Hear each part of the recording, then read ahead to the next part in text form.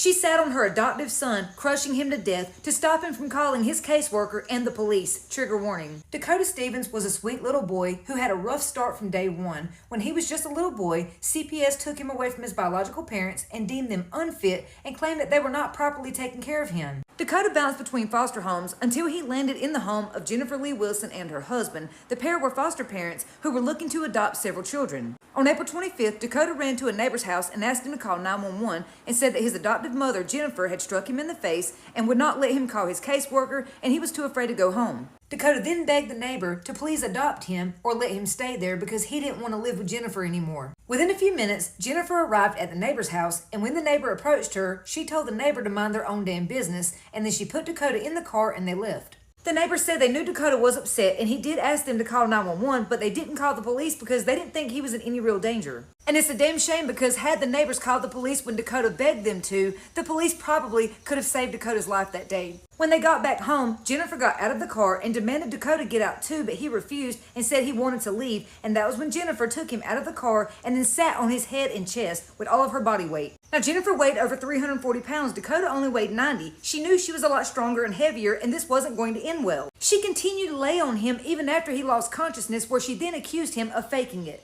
Jennifer said she told her daughter to go call 911 when she seen Dakota's eyelids were turning pale. The first responders immediately noticed bruising on Dakota's neck and chest areas, and he didn't have a pulse, so they began life-saving measures and he was rushed to the hospital. Jennifer then lied to first responders and to the police and claimed this had to be an accident or some kind of medical condition. Jennifer made herself look even more guilty as she complained about Dakota's bad behavior that day, and she didn't seem worried about him at all. Doctors did all they could for Dakota, but he died from his injuries 2 days later. Jennifer told the police that she's Dakota's adoptive mother, but I think there's something very fishy going on with this adoption. I think Dakota was forced into this adoption and legally bound to his killer by CPS and the state. Jennifer claims Dakota was placed into her and her husband's care earlier that month. They initially declined to take Dakota in, but eventually agreed as they had cared for him 2 years before. She and her husband had adopted Dakota along with 2 other children that they had previously fostered. Does that mean Dakota had only been home for 30 days before she killed him? So if he just came back 30 days prior, where was he staying before that? And how the hell were they allowed to adopt a child that they initially didn't even want to take in? So I found out Dakota did not want to live with Jennifer and her husband, and he didn't want to be adopted by them either, and that was why he was trying to call his caseworker to get a way out.